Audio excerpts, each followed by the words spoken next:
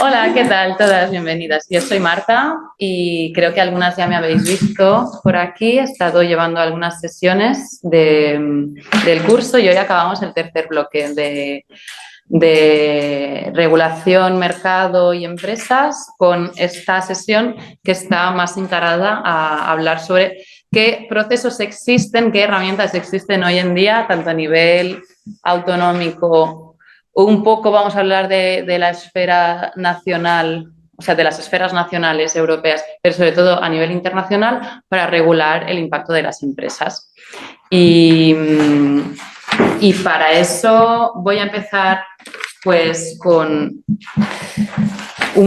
hablando de un caso y de un informe que publicamos hace poco sobre mecanismos contra la impunidad corporativa. Es un informe que publicamos en julio pasado. Luego voy a hablar un poco de algunos conceptos importantes que yo creo para entender por qué surgieron estos movimientos que pedían la regulación de actores transnacionales a nivel internacional, como es lex mercatoria o cláusulas ISDS. Y, y también vamos a hablar, obviamente, del tratado vinculante, que para las que estuvisteis aquí o pudisteis seguir online la sesión de las compañeras del MAP, pues creo que ya lo tocamos un poco. Y vamos a hablar del Centro Catalán de Empresa y Derechos Humanos, que es el proceso que tenemos aquí ahora, en el que estamos quizás invirtiendo más esfuerzos desde el Observatorio y desde las sociedades catalanas. Y vamos a hablar un poquito, muy poco, sobre diligencia de vida. Sé que es un tema muy del que se habla mucho ahora porque se están desarrollando muchas normativas, pero la verdad es que yo prefiero poner como más tiempo en hablar de casos y del tratado y del centro catalán. Y sobre todo, como para las que estáis online o también las que estáis aquí, como prefiero que me preguntéis como mientras hagamos la presentación, ya sea por el chat o ya sea incluso habiendo el micro, porque la verdad es que es un tema un poco denso y si no, pues puede ser un poco monótono, ¿vale? Aunque yo voy a intentar pues hacerlo más animado. Pero nada, todo bien. No sé, ¿alguien aquí tiene experiencia en procesos de regulación de empresas transnacionales o de actores privados como en la esfera así de derechos humanos? Veo aquí un más o menos. Bueno, vale. Pues entonces, asumo que casi no. ¿Qué hicimos? ¿Por qué quería empezar con este informe? Porque como nosotros somos una entidad que tiene un enfoque de derechos humanos, ¿no? Por lo que para nosotros, para otras entidades que trabajan con derechos humanos no es tanto, pero para nosotros el enfoque legal, el enfoque de derechos y, por lo tanto, qué procesos normativos existen para regular pues, las empresas en este caso, es bastante importante. Como decían las compañeras del MAP el otro día, nosotros sabemos que haya una ley que reconozca y que exija la protección de los derechos no es garantía de que se protejan. De hecho, es solo un primer paso muy pequeño. Tenemos muchísimas leyes, muchísimos convenios, muchísimos tratados internacionales que reconocen la protección de derechos y esto no significa que sea efectiva, pero igualmente no significa que ante un vacío legal, un vacío que vemos que libera y que deja impune las empresas a nivel transnacional, vemos que estas herramientas no existen, esto no significa que no tengamos que hacer esfuerzos para que sí que existan estas herramientas, por eso priorizamos esto también dentro del observatorio.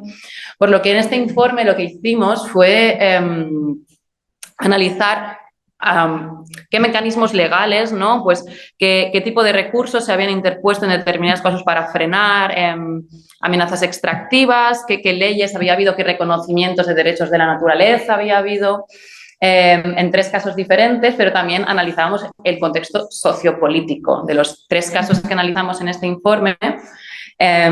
Pues no, ¿qué se tiene que dar, ¿no? Por ejemplo, qué nivel de movilización, qué nivel de voluntad política se tiene que dar en determinados casos donde empresas vulneran derechos humanos para que se las responsabilice por lo que hacen.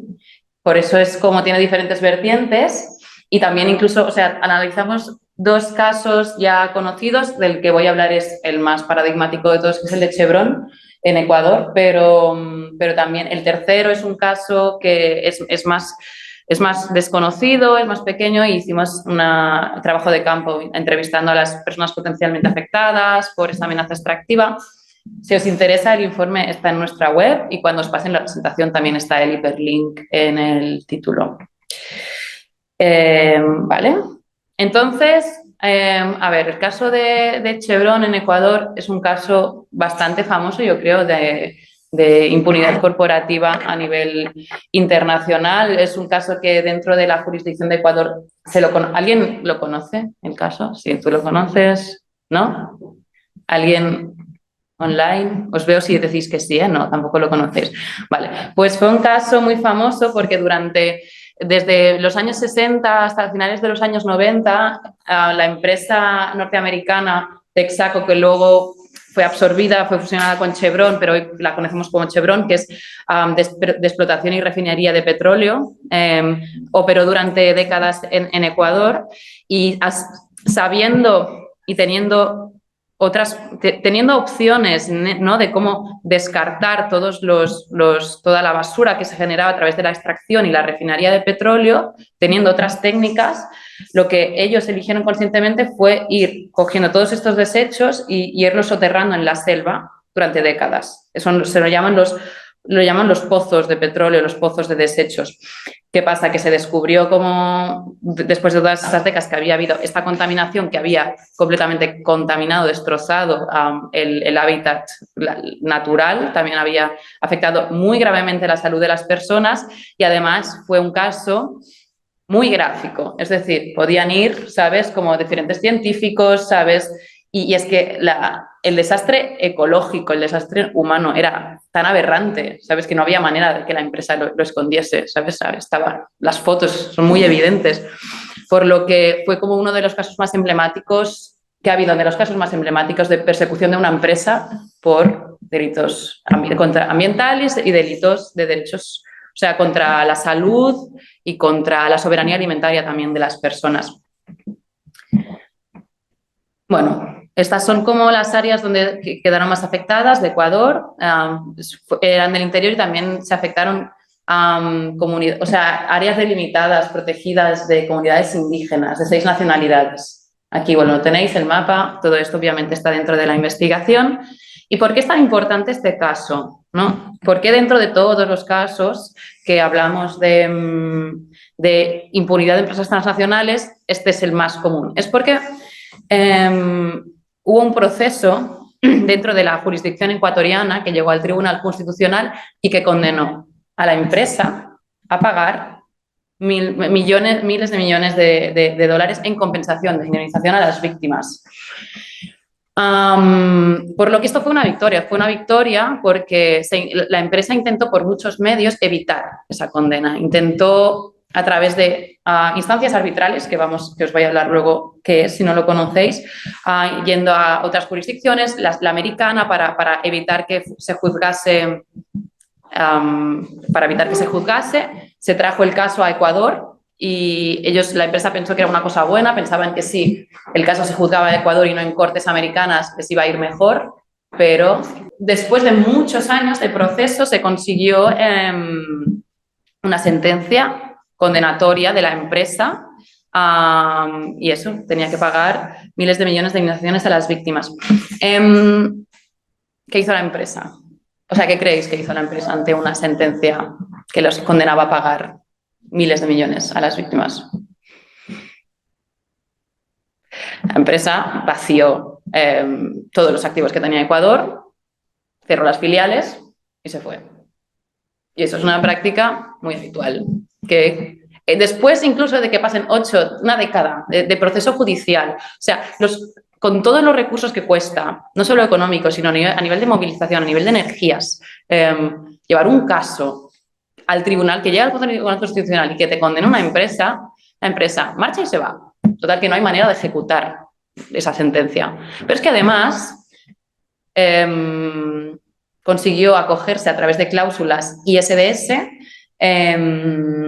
a una sentencia arbitral y ahora os voy a explicar por qué esto es un desastre. Aquí he puesto una foto de Pablo Fajardo porque él fue una de las personas representantes de las personas afectadas por Chevron, la UDAP, Y como veis, creo que esta foto es en Ginebra. Él como ha sido de las personas que ha participado durante más años en la campaña global por el tratado vinculante y este año pasado también estaba allí. Nosotros lo entrevistamos para el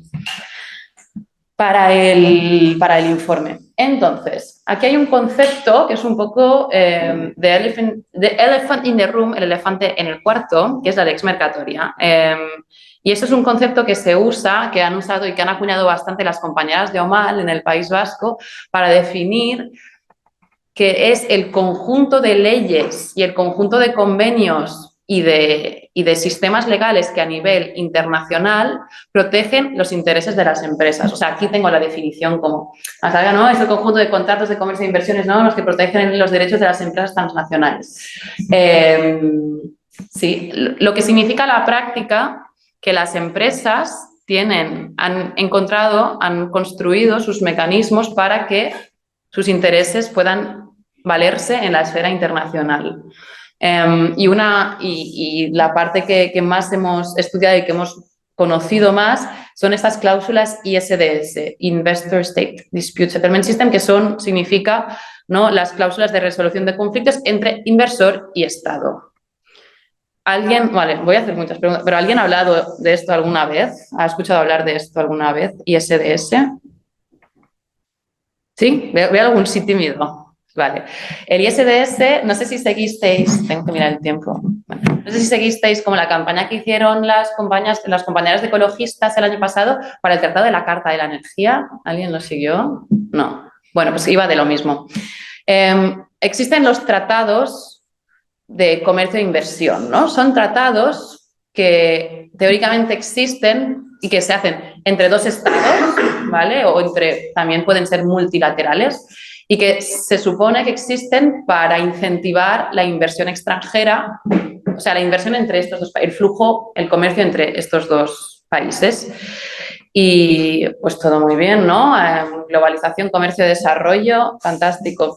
Dentro de todas las cosas que están mal y que vulneran los derechos humanos y ambientales dentro de estos tratados y de estos acuerdos son estas cláusulas ISDS, que lo que establecen es que si un empresario, si una empresa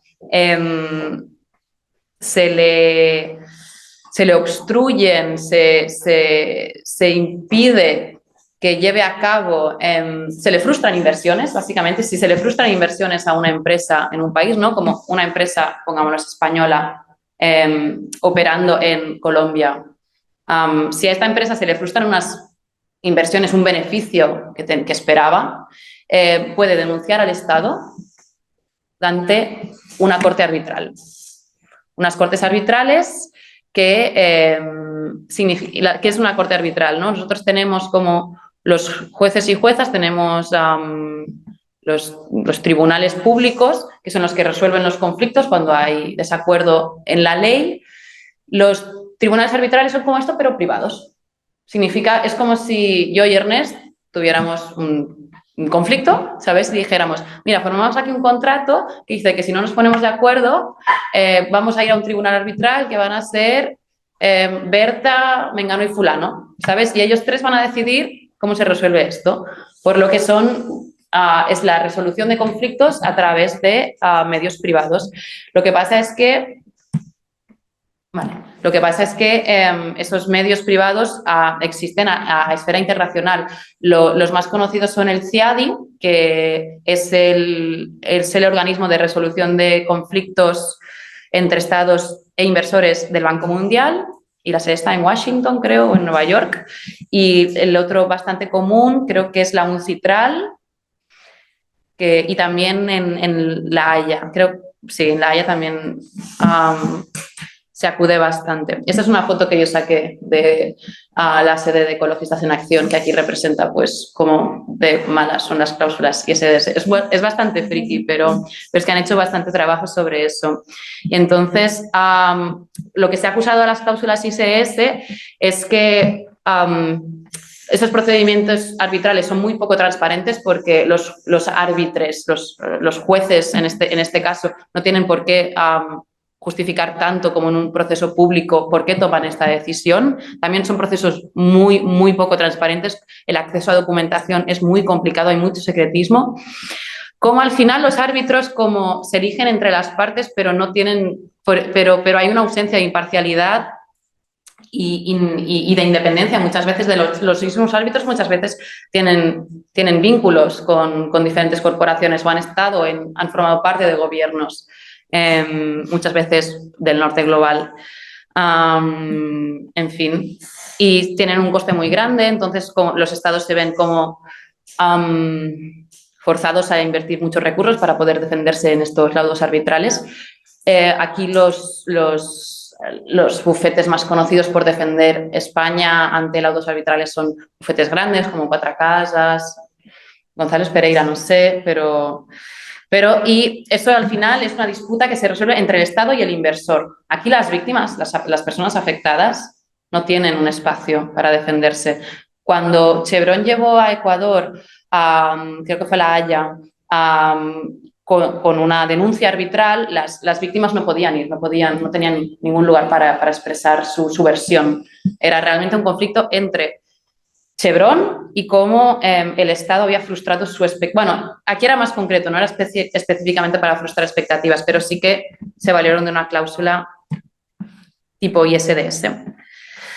¿Por qué han sido muy famosas las cláusulas ISDS? Porque mueven muchísimo dinero. Porque las indemnizaciones que se piden y las indemnizaciones que se acaban acordando son muy grandes, son 8.366 millones esa es la más grande, la de Philips en Venezuela, pero es que esas son las que, ¿veis? Las que están en verde son las que se resolvieron, que los estados tenían que pagar a las empresas por decisión arbitral. Muchas veces también lo que hacen es que ven que como hay una probabilidad de costo arbitral muy grande y llegan a un acuerdo, que esos son los azules, pero principalmente en América Latina han sido cantidades muy grandes. El segundo caso que analizamos, que es el caso de la declaración de un parque nacional, que es el Yaigogé en Colombia, y una empresa que un día después de la declaratoria se le concedió una concesión para explotación minera, pero ya habían hecho como toda una inversión en logística y tal, está pidiendo la cantidad que es equivalente a la mitad del PIB anual de Colombia en indemnización. O sea, esas son las cantidades que se mueven. Y eso es un vaciado de las arcas públicas de estos estados. Y, en fin, podéis ver de dónde vienen los inversores que denuncian a los estados de América Latina. Estados Unidos es el primero, España es el segundo. Si queréis como más información sobre el impacto de las cláusulas ISDS, esta web de aquí, la verdad es que lo refleja muy bien. Incluso, no sé quién está detrás, son las compañías del TNI, pero no me sorprendería. Bueno. Una pregunta ahí. De las 8 que has puesto ahí, 4 son de Venezuela. 5. Sí, las más grandes. ¿Pre-Chávez? ¿Post-Chávez? No lo sé. De verdad que aquí en donde hice la American Numbers te lo explica todo muy bien, te hace timelines también, lo que pasa que tampoco os quería como atropellar con muchos datos, pero la cuestión es que son básicamente empresas del norte global, que tienen sede en el norte global, denunciando a países del sur global, y aquí esta página pues explica el impacto en América Latina, porque creo que un cuarto de todas las denuncias arbitrales bajo ISDS se han hecho contra estados de América Latina, que es bastante. Y nada, ¿alguna pregunta más? ¿No? ¿Alguna pregunta? Sí. ¿Y en España sabes lo que hay detrás de estas 56 demandas? A ver, yo sé que el BBVA le han ganó la última contra ¿qué país era? Creo que era Ecuador. La verdad es que sí que es verdad que cuando se trata de Estados Unidos, Canadá, está bastante claro que son energéticas y minería, porque la verdad es que es un nicho bastante fuerte. España es que ha hecho como una inversión como bastante diversa, ¿no? Yo creo que hay muchas denuncias arbitrales de Telefónica, pero sobre todo de mucha banca también, como no es solamente extractivo de recursos naturales. La verdad es que, como bien dice aquí, es más diverso. Pero no sé si Repsol también hizo alguno, no sé, ahora me quiere sonar, pero no pondría la mano en el fuego. Y entonces, ¿por qué? ¿Cómo hablamos aquí de...? Yo me centré, esta diapositiva la quise centrar principalmente en el CIADI, que es el Centro Internacional de Arreglo de Diferencias Relativas a Inversiones, en el banco, que es el organismo de resolución de conflictos del Banco Mundial. Y es importante porque 3/4 partes de todas las demandas arbitrales bajo cláusulas IDS que se han hecho en América Latina van al CIADI. Otras van a la Haya, otras van a un UNCITRAL, pero principalmente van a la Haya, no van al CIADI los conflictos de países que no han ratificado el convenio del CIADI. ¿Vale? Aquí os he puesto el mapa para que veáis que prácticamente todos los países del mundo, con algunos contados, pueden adherirse al CIADI, ¿no? ¿Qué pasa? Yo me adhiero al CIADI, entonces yo soy un país, Berta es otro país, yo me adhiero al CIADI, tú también, entonces hacemos tú y yo un tratado bilateral de comercio y entonces ponemos una cláusula ISS y decimos, y en caso de conflicto se va a resolver en el CIADI. Si tú no estuvieras adherida al CIADI, no podríamos ir allí, tendríamos que ir a otro lugar. Y la verdad es que ha habido un boom en general de denuncia, o sea, de resolución a estas cláusulas por parte de los inversores.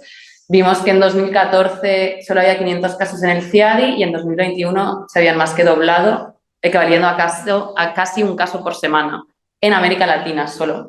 Entonces, te preguntas, vale, es que todo esto tiene un sentido. ¿Por qué es importante lo que surge después de las demandas de un tratado vinculante de empresa y derechos humanos? Porque, aunque de facto, como cuando tú vas al convenio del CIADI, no hay mecanismos directos de ejecución, es decir, ¿no? Hay una denuncia arbitral, hay un proceso arbitral y luego hay una sentencia arbitral. La cuestión es, ¿vale? Un árbitro ha dicho que se tiene que hacer A, pero ¿cómo lo aplican? El problema en el derecho internacional siempre es la ejecución, ¿no? Naciones Unidas dice muchas cosas, pero no se ejecutan porque no son vinculantes. Las decisiones de los tribunales arbitrales sí que son vinculantes porque existen tratados donde los estados se comprometen a reconocer y aplicar las sentencias arbitrales. Entonces sí que existen mecanismos de ejecución para estas decisiones y entre ellas son el embargo de activos a nivel internacional, es decir, si Ecuador se niega a cumplir una sentencia arbitral, le pueden embargar los bienes que el Estado tiene en otros países. También le pueden aparentemente embargar barcos en aguas internacionales. Y la verdad es que haciendo una investigación de todo esto me costó encontrar como documentos que probasen estos mecanismos de ejecución. Incluso consulté a compañeras que han trabajado sobre esto, pero sí que hay un vídeo que os lo puedo pasar de un periodista que explica bien el mecanismo ISDS y al final como me interesó bastante porque él entrevistó a Evo Morales y él decía que este era el problema principal a la hora de priorizar agenda de derechos humanos o agendas ambientales en su propio país. Porque si tú quieres, por ejemplo, ¿no? aplicar una resolución, denegar una concesión de explotación minera en un país, pero tú tienes el miedo de que luego te va a caer una de estas, es que esto es coercitivo y afecta a la agenda a nivel nacional. Es una afectación indirecta, pero muy clara a la soberanía de los estados. Y como en la entrevista esta, aparentemente con Evo Morales, lo que dice este periodista es que también había un castigo, había un punitivismo por parte de las instituciones Bretton Woods, ¿no? que son el Banco Mundial, ¿no? de donde pertenece el CIADI, y del Fondo Monetario Internacional, al no aplicar lo que decían, ¿no? las decisiones arbitrales del CIADI, al final de concesión de crédito en situaciones de crisis o incluso de mecanismos de financiación. Como no he encontrado como un lugar donde quedó escrito, pero no me extraña, ¿sabes? Que cuando dicen, no, nosotros estamos como aplicando mecanismos, ¿no? de diplomacia para que se aplique este convenio arbitral, ¿te imaginas cuáles serán los mecanismos de diplomacia? Es decir, no te voy a aprobar este crédito si tú no aplicas este convenio arbitral. Y sabemos que naciones precisamente como pues Argentina, Bolivia, Ecuador, ¿no? Muchos países de América Latina han tenido una dependencia bastante fuerte a los créditos del Fondo Monetario Internacional o del Banco Mundial. Así que, bueno, es curioso por eso, Brasil nunca ha ratificado el CIADI y claro, entonces pues los países cuando promueven, ¿no?, la firma de tratados internacionales y la integración de estas cláusulas ISDS, ellos justifican que es para promover la inversión internacional. ¿Vosotros habéis escuchado que Brasil alguna vez haya tenido problemas para atraer inversores internacionales? Porque yo creo que no, yo creo que les encanta y lo hacen súper bien. Y otra cosa muy curiosa es el caso de Bolivia, Venezuela y Ecuador, porque fueron 3 países que denunciaron su adhesión al CIADI. Pero, igual que muchos tratados internacionales, muchos tratados de comercio e inversión, como también el convenio del CIADI, tienen unas cláusulas que le llaman cláusulas fantasma. Que es que dicen, vale, aunque tú denuncies esto, aunque tú te salgas, como del Tratado de la Carta de la Energía, del convenio del CIADI, esto va a seguir vigente por los próximos 10, 15 o 20 años. Esas son las cláusulas zombie que decimos. Y de hecho, el caso del Tratado de la Carta del Tratado de la Energía es muy interesante porque hace justo un año y medio, las compañeras de ecologistas y otras personas hicieron campaña para que España se saliera de este tratado, porque España era la que estaba recibiendo estas denuncias ISDS y estábamos perdiendo muchísimo dinero de las arcas públicas, y España se salió, y si conseguían que la Unión Europea se saliese en bloque, evitaban las cláusulas zombie, y lo consiguieron. O sea que, bueno, en fin, es muy friki, pero es muy interesante porque es algo de lo que realmente no se habla, porque tiene implicaciones muy fuertes a nivel de derechos humanos. Y a la inversa, Marta. Hay estados que denuncian empresas y a las empresas les embargan activos. Solo pueden denunciar las empresas, solo pueden las empresas denunciar. O sea, no. Entonces, ¿qué pasó con Chevron? Tenían una sentencia del Tribunal Constitucional que confirmaba la sentencia condenatoria, lo llevaron a un juicio arbitral, no se llama juicio, se llama a un proceso arbitral, y hace 1 o 2 años la Corte Arbitral decidió que no se debería aplicar esta sentencia y que además el Estado de Ecuador le tiene que pagar miles de millones de indemnizaciones a Chevron por las costas, por daños morales, etcétera, etcétera. O sea que es durísimo, es complicado. Pero ¿por qué el caso de Chevron también es muy importante? Bueno, espera, paso antes. Porque el caso de Chevron es muy importante por el contexto sociopolítico de Ecuador cuando empezó el proceso y cuando se dictó la sentencia, porque no tenemos Correa, que en 2007 es elegido presidente del país, tenemos una nueva constitución en Ecuador en 2008 que reconoce, es un hito esa constitución a nivel de, sobre todo, derechos económicos, sociales, culturales y derechos colectivos. Reconoce el carácter colectivo de muchos derechos como a la salud, a la alimentación. También es de las primeras constituciones que reconoce los derechos de la naturaleza. Bueno, y hay un momento en Ecuador que apoya este proceso, que apoya, o sea, el proceso de condenar a la empresa, y también que después de que vean, ¿no?, que el proceso está demorando mucho tiempo y que está habiendo muchos escollos, que surja una voluntad política para plantear en el Consejo de Naciones Unidas que se empiece el proceso para tener un tratado internacional que obligue, o sea, que vincule a las empresas transnacionales para la vulneración de los derechos humanos, o sea, que la responsabilice principalmente. Porque ¿de dónde venimos, no? En materia de regulación de empresas y derechos humanos, hoy en día seguimos solo teniendo normas voluntarias. Tenemos los principios rectores de Naciones Unidas, que dicen, en caso no de que se quieran como mejorar las obligaciones a nivel nacional, las empresas pueden hacer esto, esto y lo otro, y el Estado tiene el deber de vigilar que las empresas pues se portan bien y tal. Y también tenemos las directrices de la OECD, pero es todo voluntario. Y lo que pasa en la sesión 26, que fue en 2014, es que se hace una resolución, se aprueba una resolución en el Consejo de Naciones Unidas que acuerda que se crea un grupo de trabajo que se va a reunir cada año y que va a trabajar indefinidamente para que se cree un tratado vinculante de Naciones Unidas para empresas transnacionales y otras empresas. Y cuando decimos que vamos a Ginebra al tratado vinculante, estamos hablando de esto. ¿Qué es importante? Es un grupo abierto.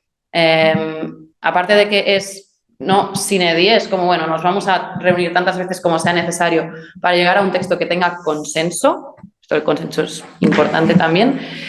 También significa que puede participar la sociedad civil.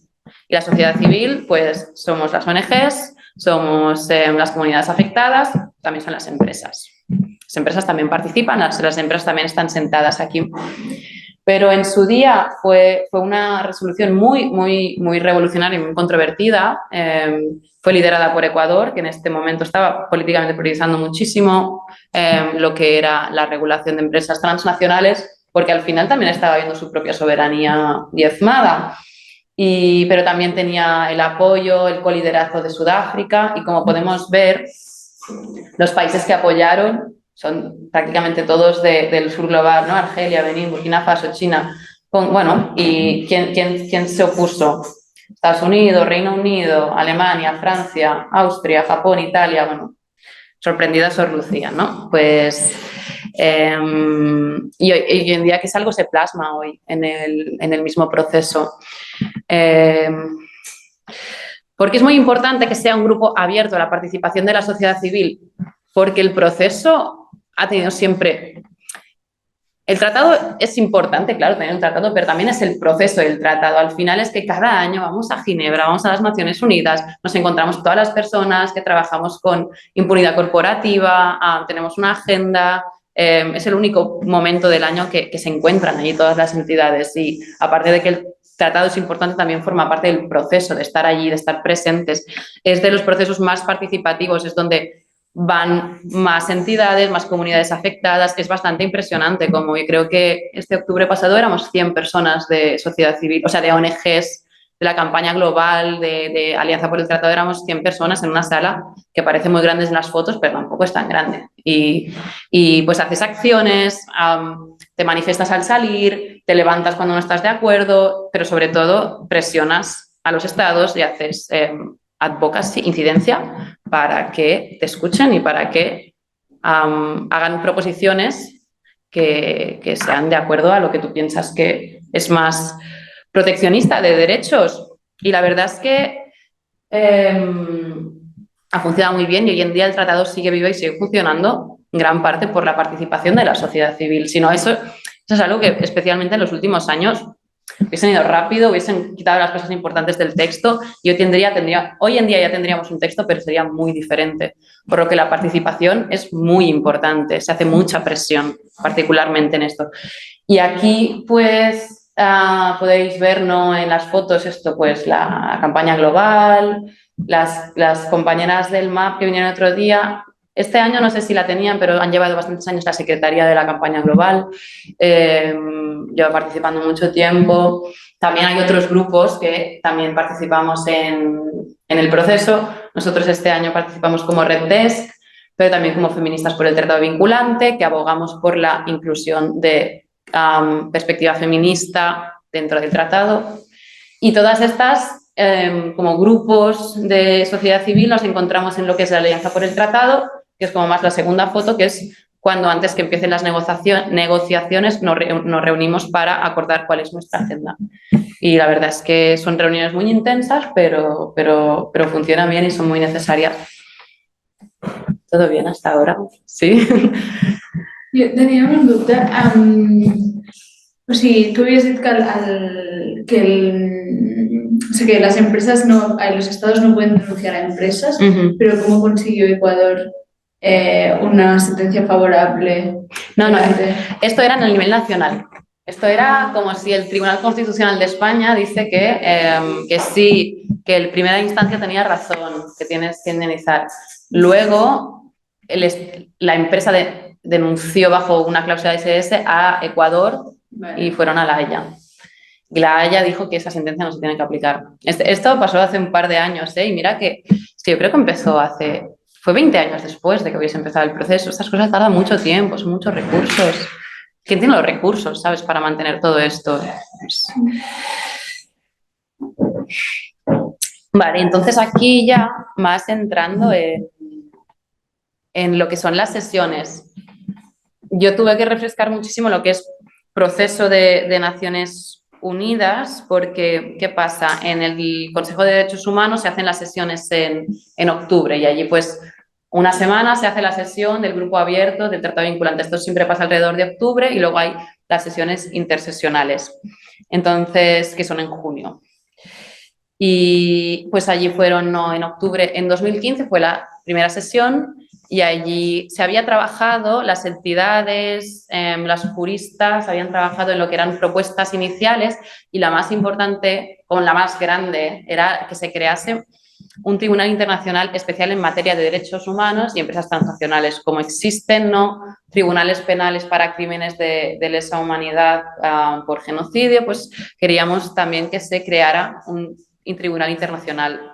Esto creo que ya directamente ni se incluyó en el borrador cero, pero bueno, sí, allí sigue siendo la utopía de que exista un lugar donde se juzgue internacionalmente a las empresas transnacionales. Y a ver, borrador cero, esto fue en 2015.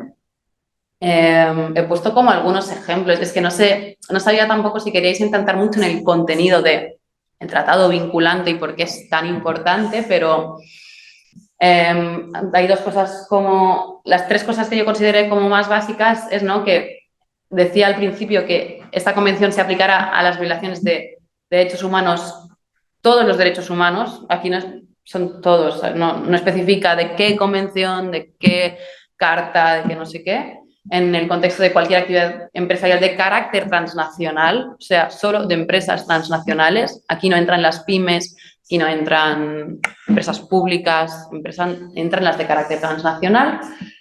La responsabilidad jurídica, que es, diríamos, la parte más importante del tratado, ¿no?, donde los Estados parte garantizarán a través de su derecho interno que las personas naturales jurídicas pueden ser consideradas penal, civil o administrativamente responsables por violaciones de derechos humanos cometidas en el contexto de sus actividades en otros países. Básicamente que los Estados tienen que desarrollar normativa interna para que las empresas sean responsables por sus actividades transnacionales, por lo que el sujeto realmente es el Estado. O sea, el tratado no crea obligaciones directamente para las empresas, porque en Naciones Unidas el sujeto son los Estados. Luego los Estados tienen la obligación de desarrollar esa normativa. Eso también es importante. Y luego, bueno, el artículo 13, porque os he explicado todo lo de las cláusulas ISDS, pero aquí establecían que los Estados parte acuerdan que todos los acuerdos comerciales y de inversión deberán interpretarse de manera que sea menos restrictiva para la capacidad de respetar las obligaciones de la Convención. Básicamente pensado para cláusulas ISDS y análogas. Y eso estaba en el borrador cero. No, una pregunta sobre el artículo 8. Es muy sencilla la pregunta, pero los estados pueden, referente al sujeto de actividades de empresas transnacionales, ¿pueden desarrollar el derecho interno especial solo para empresas transnacionales y no para el conjunto de empresas en que haya desigualdad en cuanto a eso? No sé si me estoy explicando, ¿eh? Es decir, que solo afecte a violaciones de derechos humanos de empresas de carácter transnacional y no al conjunto de empresas de carácter privado. Supongo que depende de la regulación de cada estado. Es que lo digo por lo típico que ellos, que los tribunales te dicen no, esto no es principio de igualdad ante la ley, tal. Esto aún no se discute, pero yo lo he puesto aquí porque es un tema. Es un tema y es un tema que se discute hoy en día. Es un tema que se discutió en la última sesión y es un tema que también está relacionado con diligencia debida y con que se piensa desde Europa que tiene que ser el ámbito de aplicación, el alcance de las normativas de empresas y derechos humanos, porque está muy claro cuál es la voluntad de los países del norte, es decir, que esto se aplique a todas las empresas, porque al final esto diluye. Si es un tratado que está solo para empresas transnacionales, la interpretación es mucho más restrictiva. Pero si esto es para todas las empresas, como lo que tenemos miedo es que se acabe, luego cuando cojan el texto e interpreten, al final no sean tan claro que hay obligaciones para las empresas transnacionales, sino que se abarque mucho más. Y esto es algo que es un problema, porque están intentando quitar el carácter transnacional del tratado y abrirlo para todas las empresas. Bueno, esto quería hablarlo después porque fue un temita en la novena sesión. Una pregunta. Según el artículo 8, es el Estado español el que tiene que garantizar que las empresas españolas no cometan violaciones de derechos humanos. Sí. Y la otra pregunta es, el tratado nunca llegó, no se ha aprobado. Está aún en proceso. Seguimos yendo a Ginebra porque ahora vamos por el cuarto borrador. Este es el borrador 0. ¿Qué pasa, no? Las sesiones en Ginebra del grupo de trabajo es que al principio se establece la agenda, ¿no? Sobre qué documentos se trabaja. O sea, el primero se vota la presidencia, siempre es Ecuador, ¿vale? Siempre es Ecuador quien empezó teniendo la presidencia y siempre es quien lidera el proceso, es Ecuador. Y luego se decide sobre qué documento se trabaja, se vota como la metodología y luego no se vota, porque en Naciones Unidas no se vota, pero se acuerda la metodología y luego se pasa a discutir todo artículo por artículo. Los estados hacen como sus intervenciones, dicen, no sé qué, para mí este debería quitarlo, no sé qué, para mí está bien así. Y luego lo que tiene que hacer teóricamente el presidente, el chair, que le decimos, es como tener alguna metodología para que los estados negocien entre ellos y lleguen a un acuerdo. Pero si tú tienes como un texto y simplemente vas apuntando, Argelia ha dicho esto, Barbados ha dicho lo otro, o sea, ¿qué vas a hacer luego como machambrado de todo junto? No, pues se trata, Naciones Unidas, para bien o para mal, trabaja en las bases del consenso. Y pues la idea, ¿no?, de que se llegue a como un punto en común es como el objetivo de tener estos grupos de trabajo, para que luego cuando se tenga un texto final y se llegue a votar, pues tenga el máximo de adeptos, que el máximo número de estados se acoja a este tratado.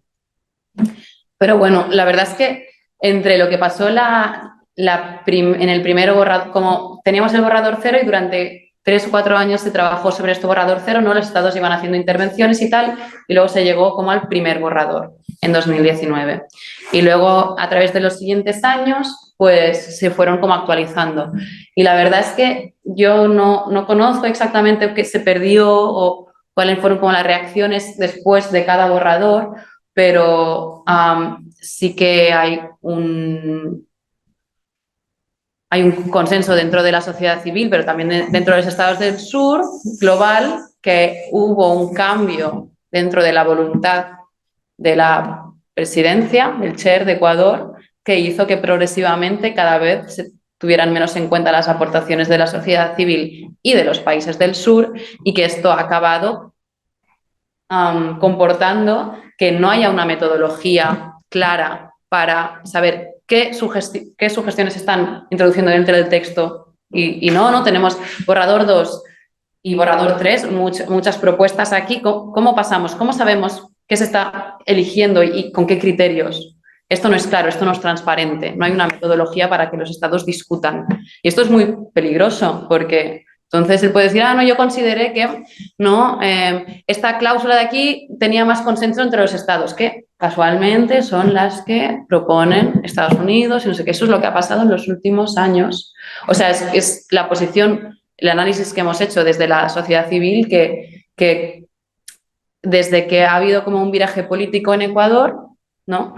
Resulta que también ha empezado a participar más a países del norte global y, curiosamente, no se han recogido tanto las aportaciones de los países del sur, por lo que el tratado ha ido perdiendo fuerza en muchos aspectos que nosotros creemos que son muy importantes. Hay una pregunta. Sí. Que si sería el Estado español responsable solo de las empresas que tienen sede en España o de toda actividad empresarial de carácter transnacional que tiene lugar en el territorio español.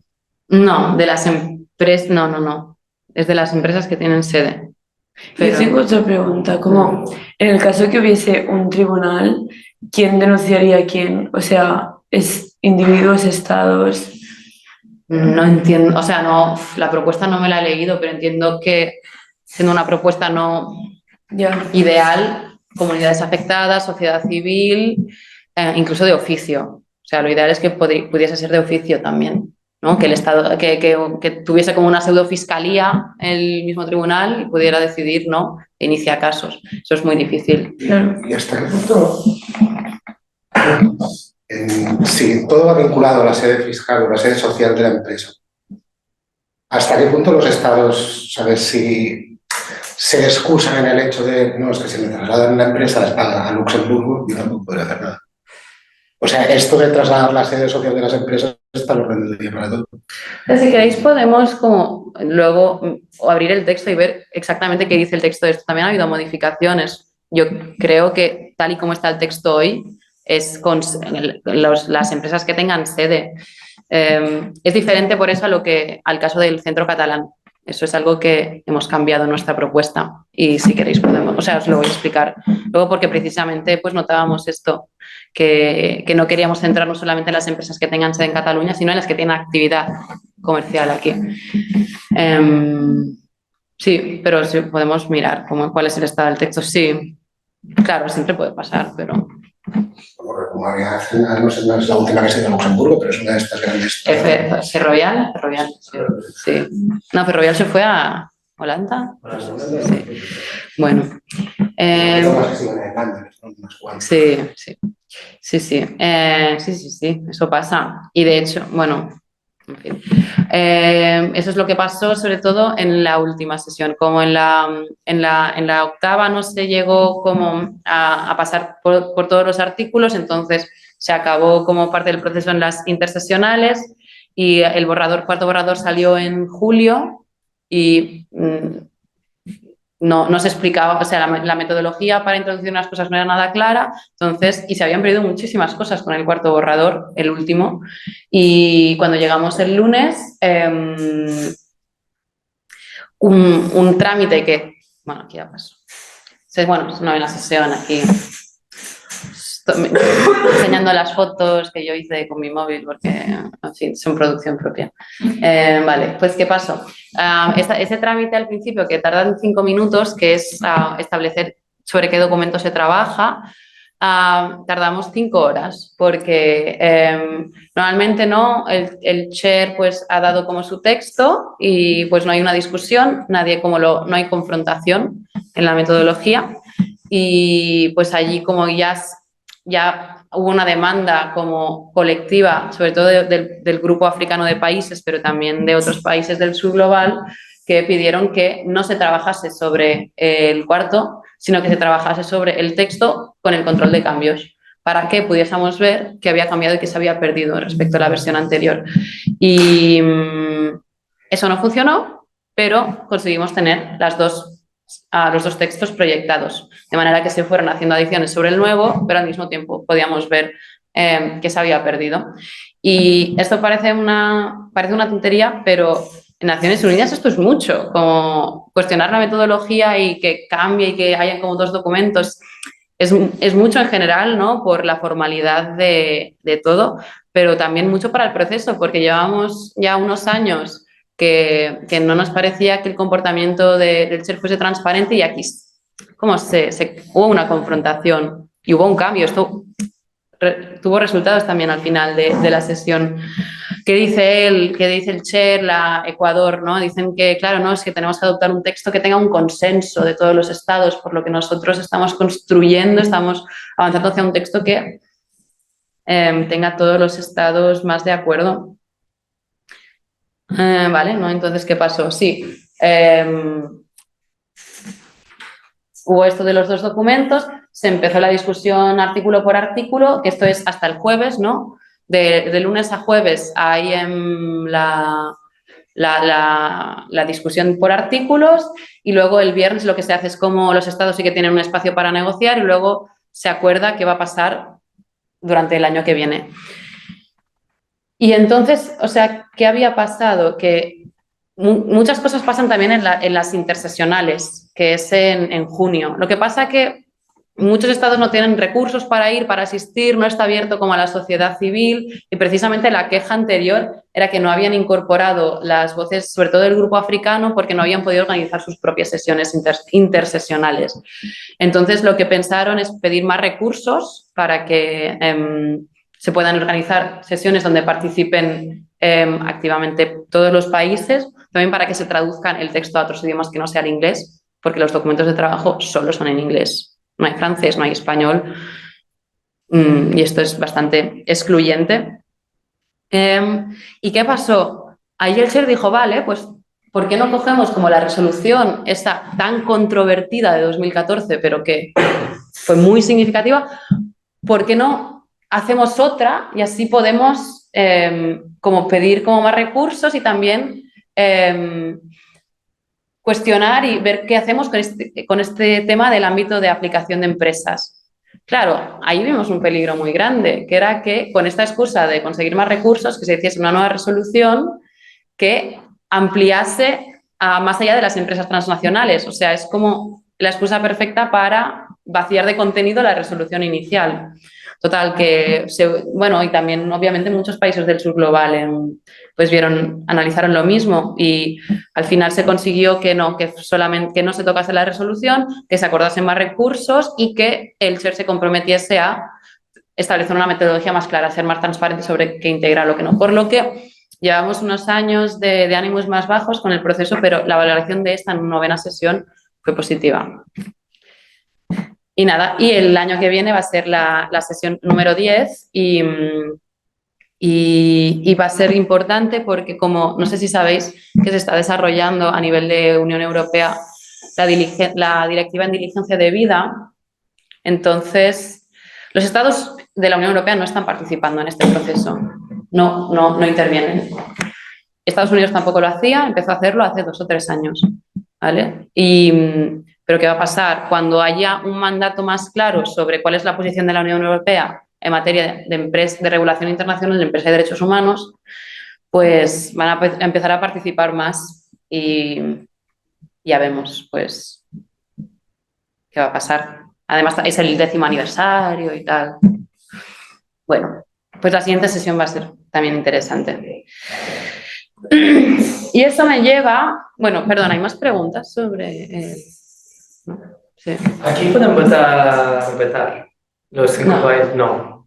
No, solo en el Consejo de Seguridad se puede vetar. Esto es el Consejo de Derechos Humanos, que está en Ginebra. ¿Y se aprueba con una mayoría absoluta? ¿Unanimidad? Unanimidad. Es consenso. O sea, no unanimidad, no tienen que estar todos de acuerdo, pero se llega a un texto que es el consenso. Bueno, supongo que igual que la resolución, sí que se vota si se aprueba o no, pero... O sea, claro, nosotros estamos trabajando sobre un texto. El texto va a existir como tratado, pero luego los estados van a decidir si ratifican ese tratado o no. También puede ser, ¿sabes? También puede pasar, ¿sabes? Que llega al final y que muy pocos estados lo ratifiquen.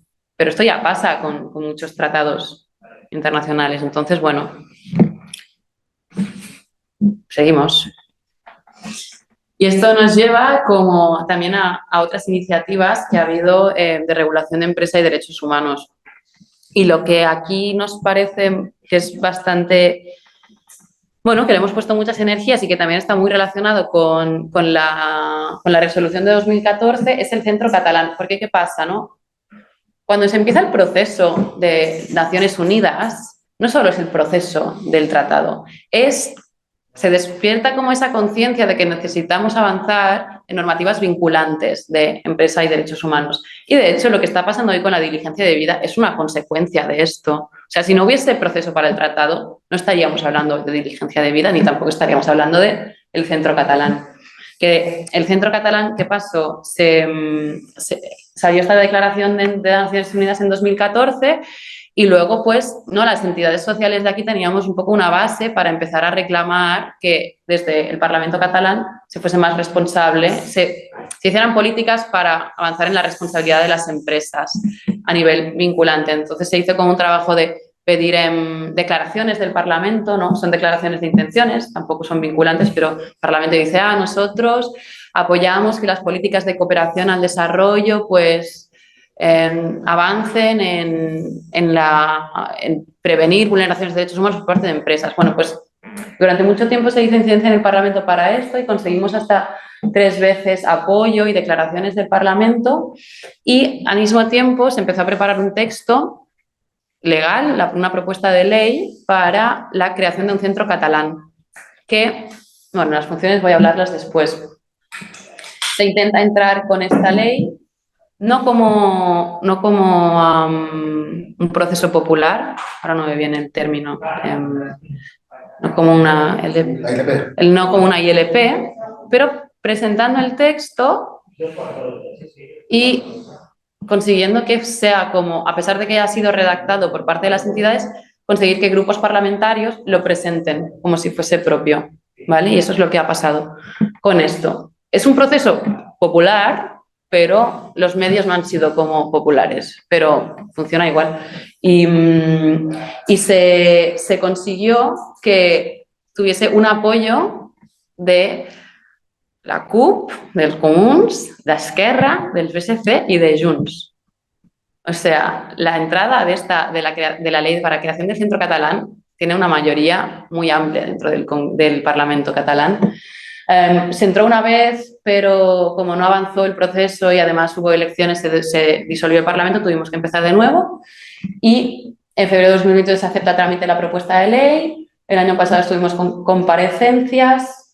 Primavera y verano pasado estuvimos elaborando las enmiendas y ahora están discutiendo las enmiendas. O sea, tenemos el texto inicial y pues cada partido, ¿no?, ha hecho sus propuestas y ahora están negociando entre ellos a ver cómo las votan.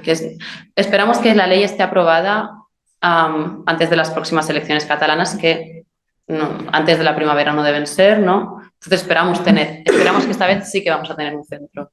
La cuestión es cómo va a ser este centro. Perdona, una pregunta de alguna. Sí. Lo de las sesiones, has dicho que hay muchos países europeos o Estados Unidos que no han participado en los últimos años. Entonces, es probable que cuando se haga el tratado oficial tampoco lo ratifiquen. Claro. ¿No? O sea, por una parte, la participación de los estados del norte global es buena, por un lado, porque significa que se toman el proceso en serio. Claro. Por otro lado, bueno, sabemos que a ellos no les interesa que haya un tratado fuerte. Como, claro, las personas que están muy a favor de los procesos de Naciones Unidas te van a decir, no, como más estados estén, mejor, porque vas a tener un texto que sea más de consenso y legitima el proceso también.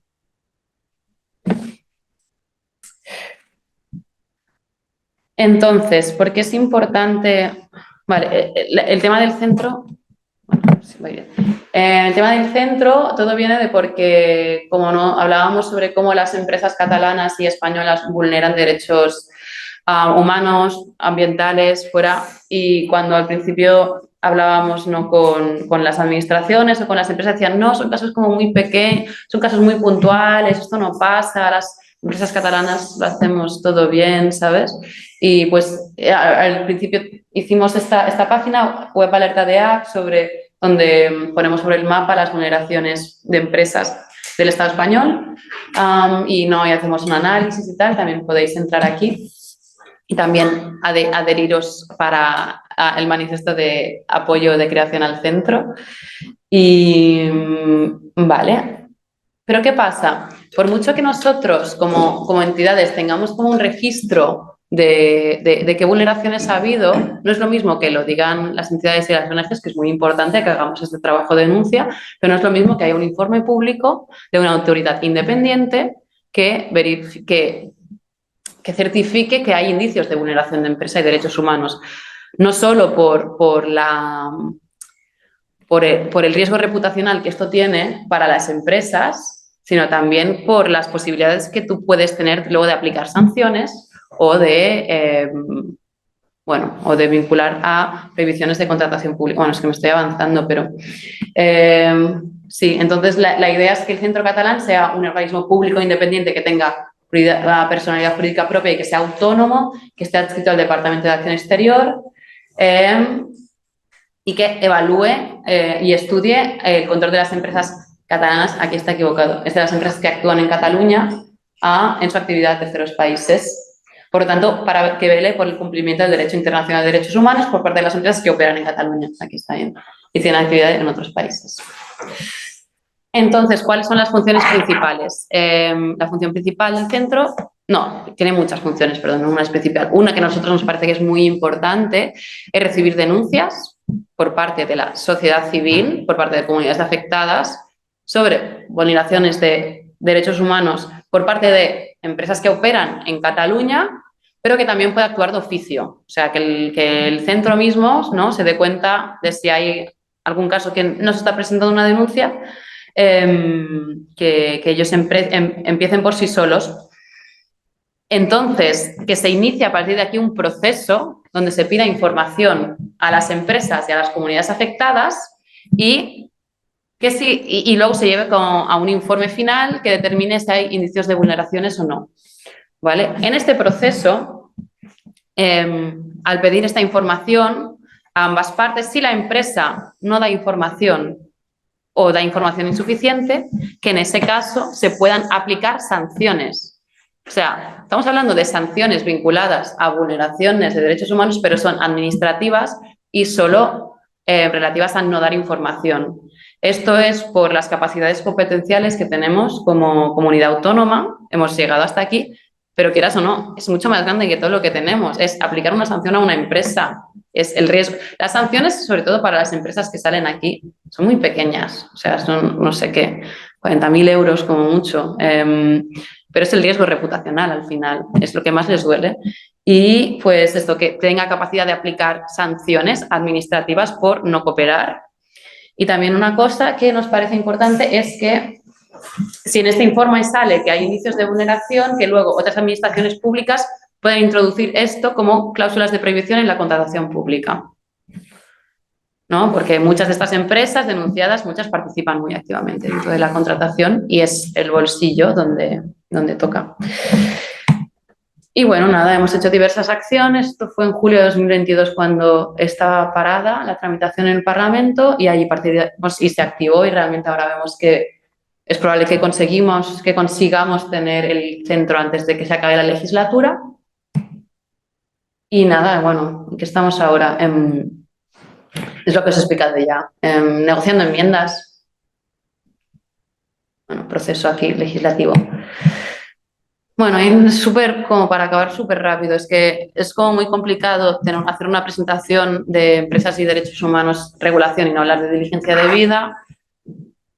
La diligencia de vida es una iniciativa que está viendo sobre todo a nivel regional europeo. No estaría viendo estas iniciativas si no fuese por el tratado vinculante y por la necesidad de obligar a las empresas en materia de empresa y derechos humanos. Viene sobre todo influenciada por la prevención de riesgos en el sector financiero, ¿no? Blanqueo de capitales, toda como la evaluación de riesgos y prevención que hacen las empresas para que se asegure que no hay riesgos para sí misma, ¿no? De que haya alguien corrupto, etcétera, etcétera. Pues es como replicar esos mecanismos, esos sistemas que ya existen y aplicarlos a empresa y derechos humanos. Pero ¿qué pasa? Que es una normativa vinculante, que las normas de diligencia de vida obligarían a las empresas a hacer todos estos procesos y si la empresa falla en prevenir riesgos o... sí, es como es complicado, pero sí que se puede realmente procesar civilmente, administrativamente, penalmente a las empresas por no haber hecho la evaluación de riesgos de manera correcta. Bueno, en fin. O sea, que sí que realmente es la primera norma vinculante, las primeras normativas vinculantes. Y ahora mismo se está acabando de cocer la directiva a nivel europeo, que de aprobarse también en los próximos meses, que es lo que se espera, es que tengamos 2 años para transponerla. Ya existen normativas de diligencia de vida, sobre todo en Francia, en Alemania, pero también en otros países europeos. Pero la verdad es que hay otras normativas que también son vinculantes y que yo creo que son más interesantes que la diligencia de vida. Y nada, como esto va a implicar, como la diligencia de vida también implica que tú tengas que tomar riesgo y control a lo largo de toda la cadena de suministro, pues puede tener efectos indirectos para países del sur. ¿sabes? Por eso se supone que es tan innovadora, porque puede implicar que las empresas tengan que analizar todos los riesgos en toda la cadena de suministro. Pero, ¿qué pasa? Que continúa siendo la empresa la que hace su propio análisis de riesgo y la validez o la validez de este análisis de riesgo se evalúa a nivel de auditoría externa.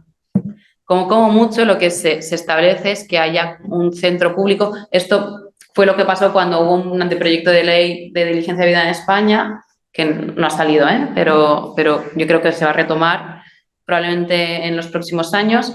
Es que se cree como un centro nacional que reciba como denuncias cuando un Estado haya fallado en prevenir riesgos o en remediar de acuerdo con su propio plan. Sería siempre de acuerdo con el propio plan de la empresa. Por lo que continúa siendo, eso es vinculante, lo que es bueno, pero es dentro del espacio de juego que establece la misma empresa. Por eso, bueno, tiene muchas críticas la diligencia de vida. Y nada, ya estamos.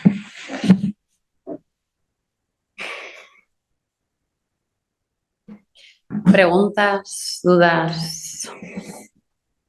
Quizás en relación con lo que también hablaron las compañeras del MAP, de otra vez.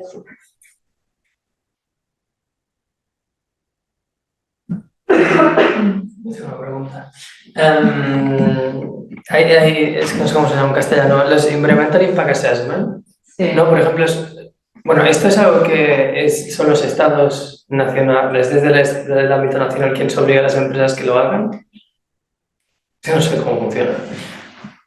Imagino que sí, o sea, sí, pero continúa siendo algo no tan diferente. Al final es la empresa que hace su propia evaluación y una auditoría externa quien verifica que esta evaluación se ha hecho de manera correcta. Claro, la pregunta es que tiene carácter vinculante esto, ¿no? Sí, sí. Y es el propio Estado, ¿no?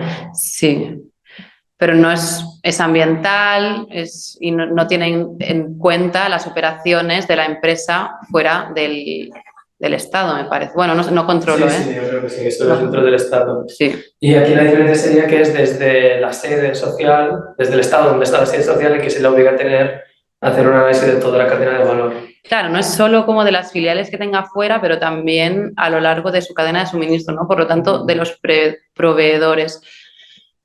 Implicaría que esta empresa tendría que asegurarse que sus proveedores seguramente directos o de segunda línea no incumplen en materia de derechos humanos y que estos proveedores están haciendo sus propios procesos para asegurarse que sus otros proveedores, ¿no? Porque al final, como eslabones en la cadena de suministro hay muchísimos, pero pues que ahora no sé, como tampoco se ha aprobado la directiva de diligencia de vida, tampoco podemos decir exactamente cómo es, no podemos aventurarnos, pero seguramente sería, ¿no?, que estos proveedores también tengan obligación de que la empresa matriz tenga que pedirle obligatoriamente que esta empresa también realice su propio control de riesgos. Por eso hablamos de los efectos indirectos que puede tener para los impactos del sur.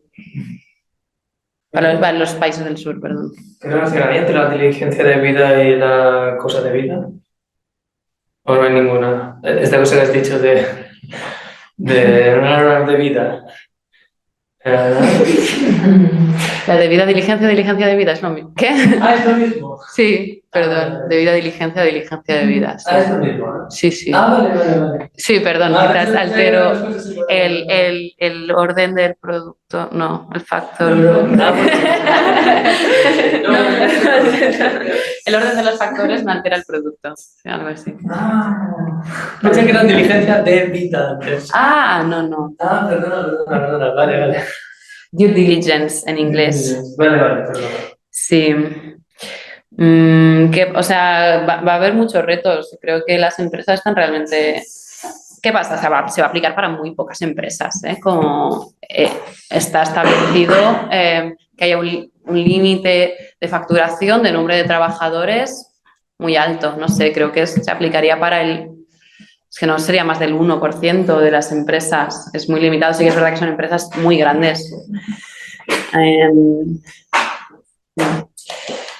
Pero precisamente por eso nosotros estamos insistiendo mucho y ahora está siendo una discusión sobre el ámbito de aplicación del centro catalán, porque somos conscientes que el tejido empresarial catalán es principalmente pequeñas y medianas empresas y estas también participan de cadenas de suministro donde hay vulneraciones de derechos humanos.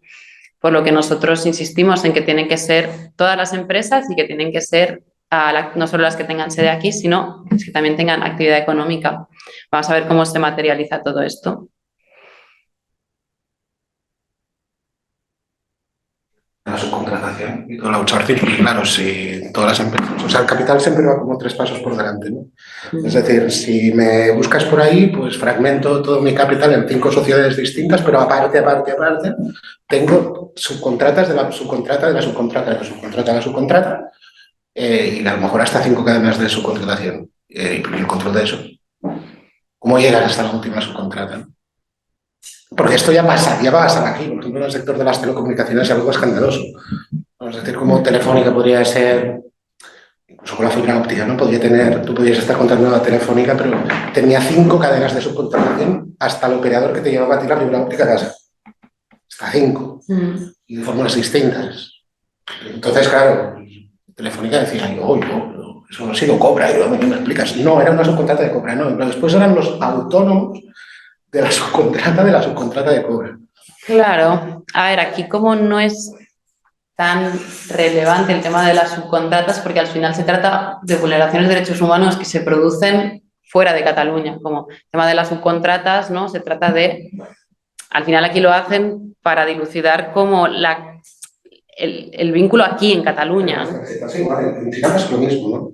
Es decir, que había empresas multinacionales que operaban en China o en el sudeste asiático, no recuerdo qué país, pero que a su vez estas mismas empresas subcontrataban. Y cuando decían, no, pero si usted está utilizando una obra infantil, pero yo no. No, es que es una subcontrata, ¿no? Es que es una subcontrata, dile subcontrata a su proveedor.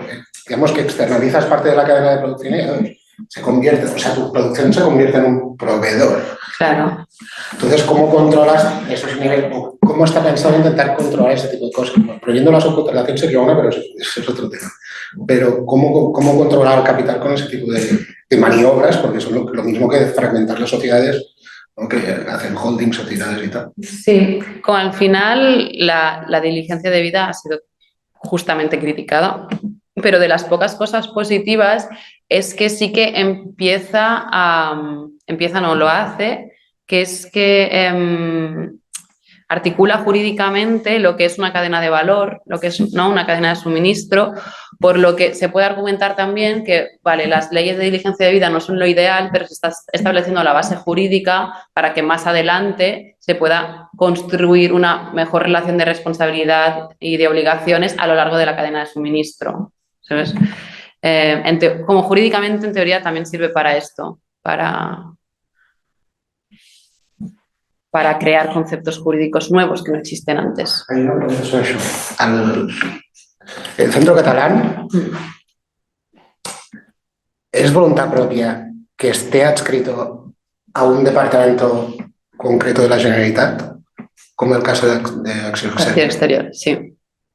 Pero es a voluntad propia de los proponentes de la ley. Sí, no, sí, o sea, sí, ha sido buscado. ¿Pros y contras de eso?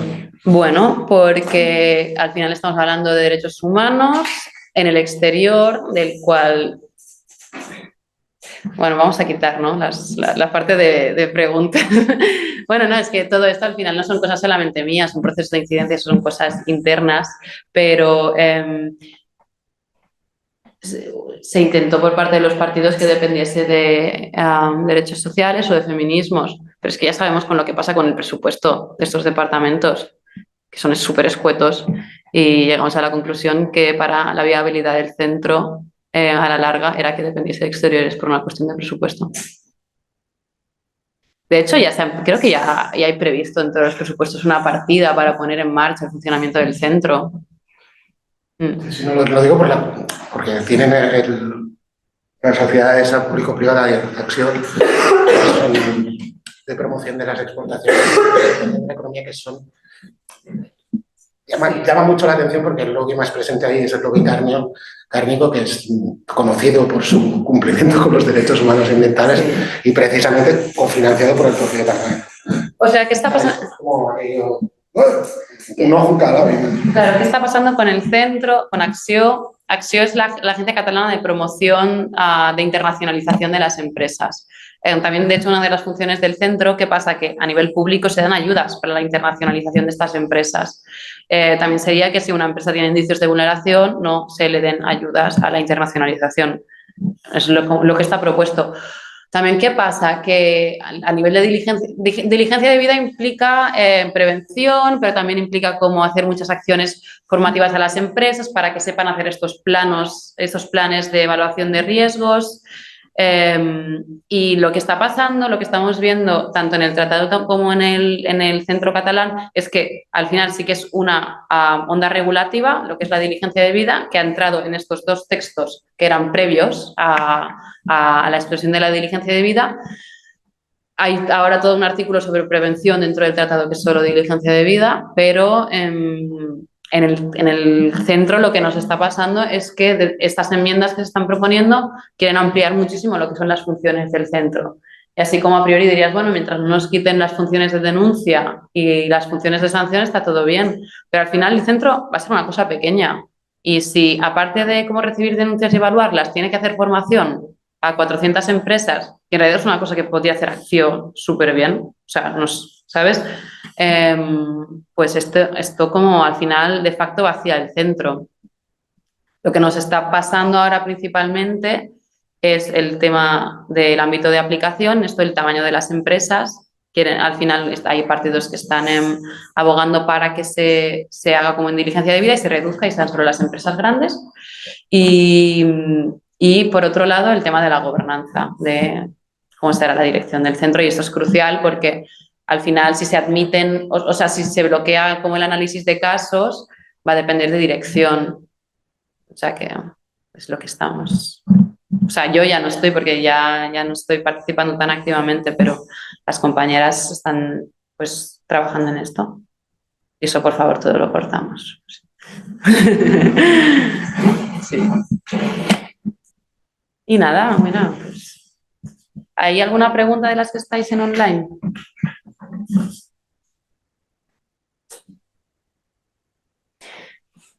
Bueno, pues yo creo que estamos.